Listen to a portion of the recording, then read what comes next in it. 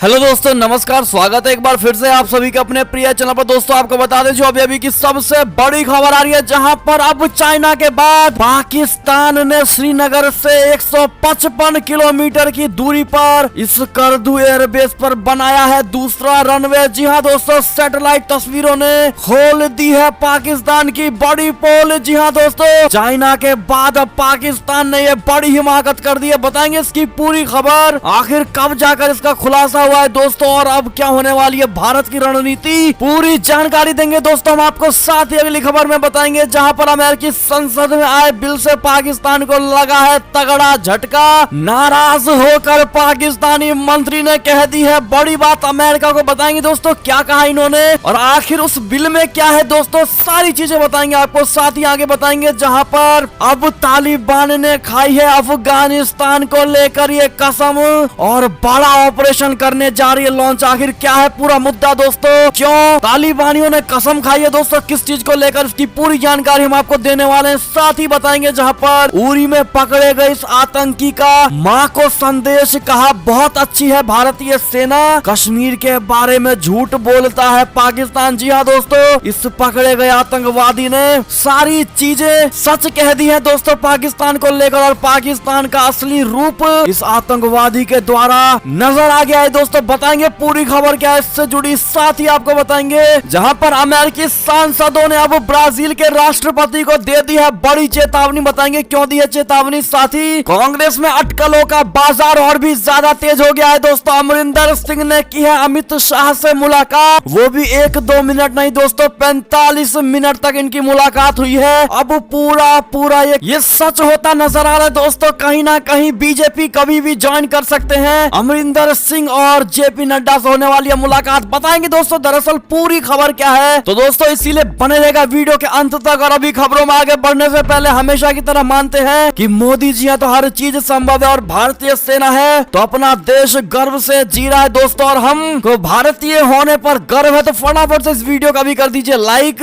Channel को कर दीजिए सब्सक्राइब, बेल आइकन दबाइए, साथ ही कमेंट बॉक्स में लिख दीजिएगा जय हिंद। जी हाँ दोस्तों, तो बढ़ते हैं पहली और सबसे बड़ी खबर की तरफ, जहां पर पाकिस्तान ने श्रीनगर से 155 किलोमीटर दूरी स्कर्दू एयरबेस पर बनाया दूसरा रनवे। सैटेलाइट तस्वीरों ने खोल दी इसकी पोल। बता दे कश्मीर पर नापाक नजर गड़ाए बैठा पाकिस्तान। श्रीनगर से 155 किलोमीटर की दूरी पर स्कर्दू एयरबेस को अपग्रेड कर रहा है दोस्तों। हाल ही में ली गई सैटेलाइट तस्वीर से यह बड़ा खुलासा हुआ कि पाकिस्तानी एयरफोर्स ने स्कर्दू एयरबेस पर दूसरे रनवे का काम लगभग पूरा कर लिया है दोस्तों। पाकिस्तान ने इस एयरबेस पर JF-17 लड़ाकू विमानों की स्क्वाड्रन को तैनात किया हुआ है। बता दे ओपन सोर्स इंटेलिजेंस एनालिस्ट यानी डिट रेस्फा की सैटेलाइट तस्वीर में यह बताया गया है कि स्कर्दू एयरबेस पर दूसरे रनवे का काफी काम हो चुका है। मई 2020 में डिट रेस्फा ने ही इस एयरबेस के अपग्रेडेशन को लेकर पहली बार जानकारी दी थी दोस्तों। पाकिस्तानी वायुसेना स्कर्दू एयरबेस के संचालन में चीन का भी साथ लेती है। इस एयरबेस पर चीन के कई एयरक्राफ्ट भी देखे जा चुके हैं। जी हाँ दोस्तों, बता दें रणनीतिक रूप से पीओके के स्कर्दू में स्थित पाकिस्तानी वायुसेना के इस एयरपोर्ट का बड़ा महत्व है। यहाँ से श्रीनगर और लेह की दूरी मात्र 200 किलोमीटर है। यहाँ से उड़ान भरने के बाद पाकिस्तानी लड़ाकू विमान मुश्किल से 5 मिनट में भारतीय वायुसेना में प्रवेश कर सकते हैं दोस्तों। हालांकि सीमा पर तैनात भारतीय एयर डिफेंस को भी वे भेद नहीं सकते हैं दोस्तों, लेकिन उनको कुछ ना कुछ आसानी जरूर हो जाएगी दोस्तों। और इस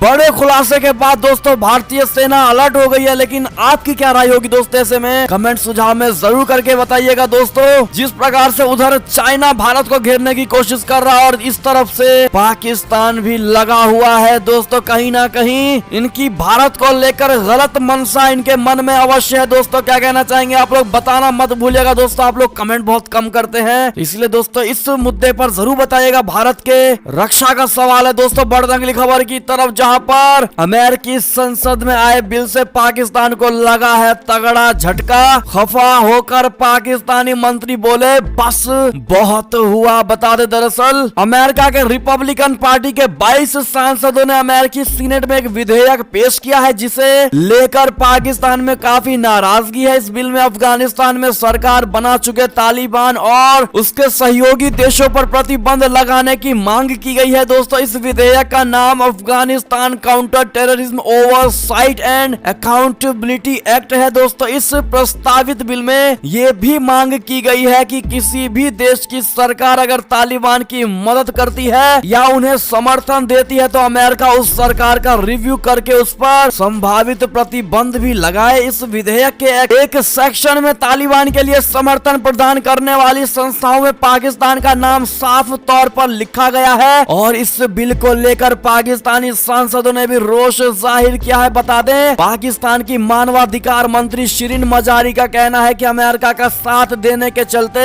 पाकिस्तान को बड़ी कीमत चुकानी पड़ सकती है। उन्होंने कहा है कि अमेरिका के आतंक के खिलाफ युद्ध में सहयोगी बनकर साथ देने के बावजूद पाकिस्तान को अब इसकी सजा भुगतनी होगी। मजारी ने अपने सिलसिलेवार ट्वीट्स में ये बातें कही है। दोस्तों ऐसे में बड़ी मिर्ची लगी है पाकिस्तान को जब अमेरिका बैन करने की सोच रहा है और पाकिस्तान पर जांच की टीम बैठाने की कोशिश कर रहा है। दोस्तों तो पाकिस्तान का पसीना छूटते हुए कह रहा है कि हमने अमेरिका की मदद की, इसका ये हमको सिला मिल रहा है। जी हाँ दोस्तों आप देख पा रहे होंगे कि पाकिस्तानी बहुत जल्दी रो भी जाते हैं दोस्तों, गिड़गिड़ाने लगते हैं और अगर उन पर थोड़ी भी दया दिखा दो तो उछलने भी लगते हैं। दोस्तों इस पर आपकी क्या राय सुझाव होगी बताइएगा जरूर। और जितने भाई और बहनों ने अभी तक वीडियो लाइक नहीं किया कृपया करके हमारी इस मेहनत को सफल करने के लिए एक लाइक जरूर कर दीजिएगा। दोस्तों बढ़ते हैं अगली खबर की तरफ जहां पर तालिबान ने खाई अफगानिस्तान से आईएस के खात्मे की कसम, बड़ा ऑपरेशन लॉन्च करेंगे। जी हाँ दोस्तों तालिबान ने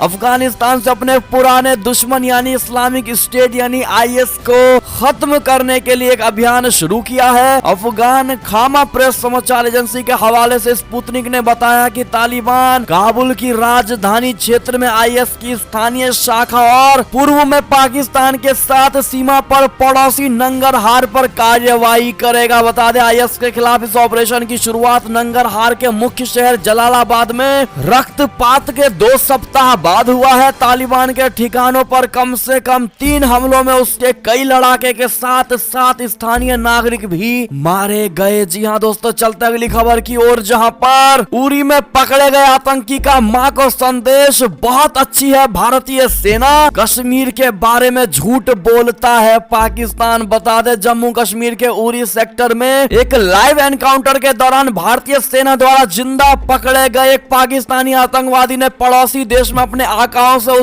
उसे उसकी मां के पास वापस ले जाने के लिए कहा है। पाकिस्तान के किशोर आतंकवादी अली बाबर पात्रा ने बुधवार को सेना द्वारा जारी एक वीडियो संदेश में कहा कि मैं लश्कर तैयबा यानी एलईटी के एरिया कमांडर आईएसआई और पाकिस्तानी सेना से मुझे मेरी मां के पास वापस ले जाने की अपील करता हूं। उन्होंने ही मुझे यहाँ भारत भेजा था। जी हाँ दोस्तों 26 सितंबर को उरी सेक्टर में एक लाइव एनकाउंटर के दौरान सेना ने पात्रा को उस वक्त गिरफ्तार किया था जब उसने अपनी जान बख्शने की गुहार लगाई थी। जी हाँ दोस्तों बता दें वीडियो संदेश में पात्रा ने कहा है कि पाकिस्तानी सेना आईएसआई और लश्कर तैयबा कश्मीर की स्थिति के बारे में झूठ फैला रहे हैं। उन्होंने कहा हमें बताया गया था कि भारतीय सेना रक्तपात कर रही है लेकिन यहाँ सब कुछ शांतिपूर्ण है। मैं अपनी माँ को बताना चाहता हूँ कि भारतीय सेना ने मेरी अच्छी देखभाल की है। उसने ये भी कहा है कि भारतीय सेना के अधिकारियों और जवानों का उस शिविर का दौरा करने वाले स्थानीय लोगों के साथ व्यवहार बहुत अच्छा था जहां उन्हें रखा गया था। पात्रा ने कहा मैं लाउड स्पीकर पर दिन में 5 बार अजान सुन सकता हूं। भारतीय सेना का व्यवहार पाकिस्तानी सेना के बिल्कुल विपरीत है। इससे मुझे लगता है कि कश्मीर में बहुत शांति होगी। जी हाँ दोस्तों उसने कहा इसके विपरीत वे हमें यहाँ भेजने के लिए पाकिस्तानी कश्मीर में हमारी लाचारी का फायदा उठाते हैं। जी हाँ दोस्तों इन्होंने पूरा भेद खोल कर रख दिया है दोस्तों पाकिस्तानी आर्मी आईएसआई सबका। जी हाँ दोस्तों ऐसे में अगर आप भी मानते हैं कि पाकिस्तान की आर्मी नहीं आतंकवादियों का ग्रुप है दोस्तों तो पाकिस्तानी सेना आतंकवादी जरूर कहिएगा कमेंट में। देखते हैं कितने भाई और बहनों को ये लगता है। चलते अगली खबर की तरफ जहां अमेरिकी सांसदों ने जेयर बोल्सोनारो को दी है चेतावनी, कहा उनकी भाषा लोकतंत्र के लिए खतरा है, ब्राजील में हो सकती है अमेरिका जैसी हिंसा। जी हाँ दोस्तों अमेरिका के राष्ट्रपति जो बाइडेन की डेमोक्रेटिक पार्टी से जुड़े शीर्ष सांसदों ने लोकतंत्र को लेकर ब्राजील के राष्ट्रपति जेयर बोल्सोनारो को चेतावनी दी है। सांसदों ने कहा है कि अगर बोल्सोनारो 2022 के चुनावों में लोकतांत्रिक मानदंडों का पालन नहीं करते हैं तो अमेरिका और ब्राजील के संबंध खतरे में पड़ जाएंगे। दक्षिणपंथी नेता जेयर बोल्सोनारो पूर्व अमेरिकी राष्ट्रपति डोनाल्ड ट्रंप के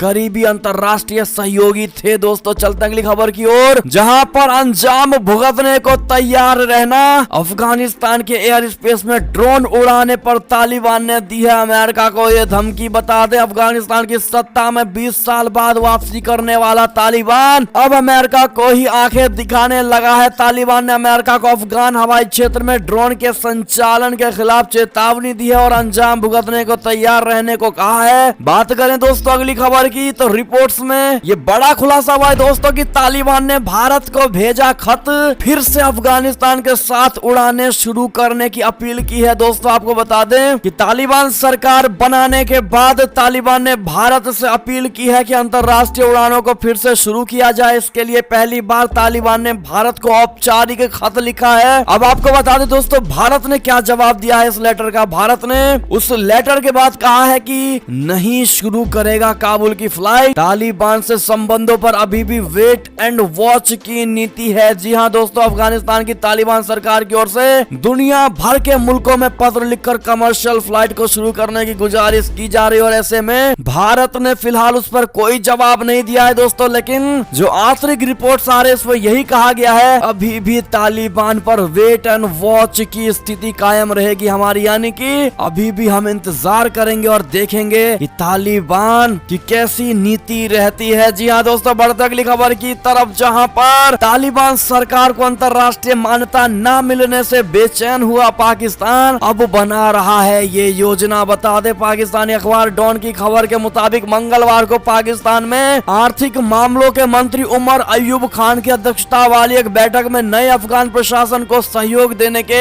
विकल्पों पर विचार किया गया है। बैठक के पीछे का मुख्य कारण युद्धग्रस्त देश अफगानिस्तान में गंभीर खाद्य संकट है, लेकिन मुख्य चुनौती ये है कि अफगान सरकार को विश्व द्वारा मान्यता दिए बगैर ये कैसे किया जाए। जी हाँ दोस्तों, अब परेशान होता नजर आ रहा है इमरान खान। आपकी क्या राय सुझाव होगी इस पर दोस्तों जरूर बताइएगा और जितने भाई बहन इस चैनल पर नए हैं सब्सक्राइब करके बेल आइकन दबाना मत भूलिएगा। दोस्तों बढ़ते अगली खबर की तरफ, जहां पर फ्रांस में इस्लामिक कट्टरवाद पर बड़ी कार्रवाई, बंद होंगी 6 मस्जिदें और 10 संगठन। जी हाँ दोस्तों, बड़ा फैसला लिया जा रहा है फ्रांस की तरफ से। क्या होगी आपकी राय इस पर बताइएगा जरूर। चलते अगली खबर की ओर, जहां पर अब यूएस आर्मी के टॉप जनरलों की बड़ी चेतावनी, तालिबान के हाथ लग सकते हैं पाकिस्तानी परमाणु हथियार। जी हाँ दोस्तों, अमेरिकी सेना के 2 शीर्ष जनरलों ने पाकिस्तान के परमाणु हथियारों की सुरक्षा को लेकर चिंता जाहिर की है। दोनों अधिकारियों ने सीनेट आर्म्ड सर्विस कमेटी के सामने अमेरिकी राष्ट्रपति जो बाइडेन को लेकर भी बड़ा दावा किया। उन्होंने कहा है कि हमने राष्ट्रपति जो बाइडेन को चेतावनी दी थी कि अफगानिस्तान से जल्दबाजी में वापसी से पाकिस्तान के परमाणु हथियारों और सुरक्षा को खतरा हो सकता है। इससे पहले पूर्व राष्ट्रपति डोनाल्ड ट्रंप के कार्यकाल में अमेरिका के राष्ट्रीय सुरक्षा सलाहकार रहे जॉन बोल्टन ने भी पाकिस्तानी परमाणु हथियारों के तालिबान के हाथ में पड़ने को लेकर चेतावनी दी थी। जी हाँ दोस्तों, बढ़ते अगली खबर की तरफ, जहां पर जापान के पूर्व विदेश मंत्री किशिदा होंगे देश के अगले प्रधानमंत्री। चुनाव में दर्ज कर ली गई है जीत। जी हाँ दोस्तों, जापान के पूर्व विदेश मंत्री फूमियो किशिदा ने सत्तारूढ़ पार्टी के नेता पद का चुनाव जीत लिया और इसी के साथ उनका प्रधानमंत्री बनने का रास्ता साफ हो गया है। दोस्तों, किशिदा पार्टी के निवर्तमान नेता एवं प्रधानमंत्री योशिहिदे सुगा का स्थान लेंगे। पिछले साल सितंबर में पद संभालने के महज 1 साल बाद ही सुगा पद छोड़ रहे हैं। जी हाँ दोस्तों, इसके लिए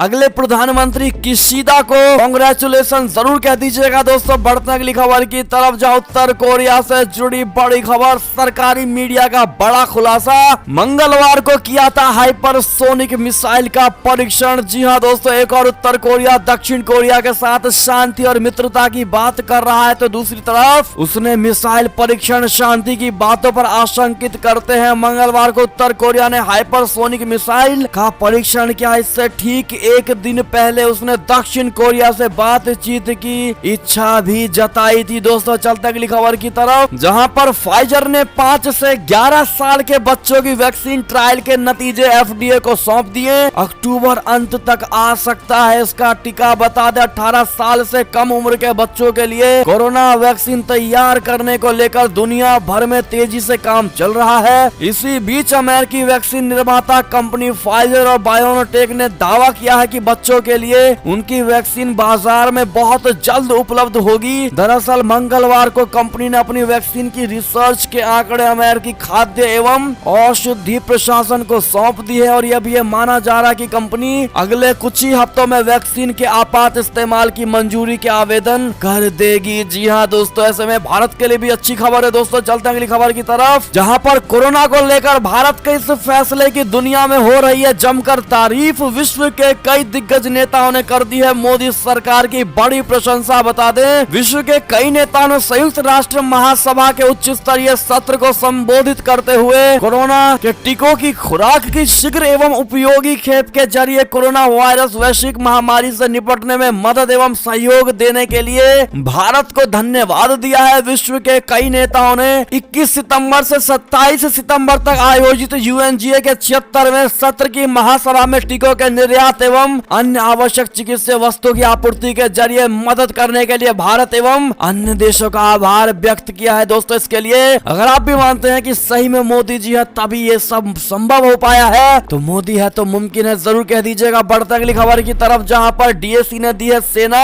नौसेना और वायुसेना के 13,165 करोड़ रुपए के प्रस्तावों को अनुमति। जी हाँ दोस्तों, अगली खबर की बात करें तो घर खाली करने दिल्ली आए अमरिंदर सिंह ने अमित शाह से की है 45 मिनट तक मुलाकात और अब G23 के नेताओं से भी मिलेंगे। जी हाँ दोस्तों, पंजाब में जारी सियासी संग्राम के बीच राज्य के पूर्व मुख्यमंत्री कैप्टन अमरिंदर सिंह कल बुधवार शाम को बीजेपी के पूर्व अध्यक्ष और केंद्रीय गृह मंत्री अमित शाह से मिलने उनके आवास पर पहुंचे। दोनों नेताओं के बीच करीब 45 मिनट बैठक चली है। हालांकि कल ही कैप्टन ने कहा था कि वो किसी राजनेता से नहीं मिलेंगे दोस्तों, लेकिन अब उनका एकदम से अमित शाह, वो भी बीजेपी के गृह मंत्री अमित शाह से मिलने पर दोस्तों अभी उनका बयान भी बदलने लगा है दोस्तों, और उन्होंने मुलाकातें करनी भी शुरू कर दी है। पूर्व मुख्यमंत्री और कांग्रेस के वरिष्ठ नेता कैप्टन अमरिंदर सिंह कल ही दिल्ली पहुंचे थे, यानी परसों। हालांकि परसों उन्होंने मीडिया से बात करते हुए दावा किया था कि उनका कोई राजनीतिक कार्यक्रम नहीं है।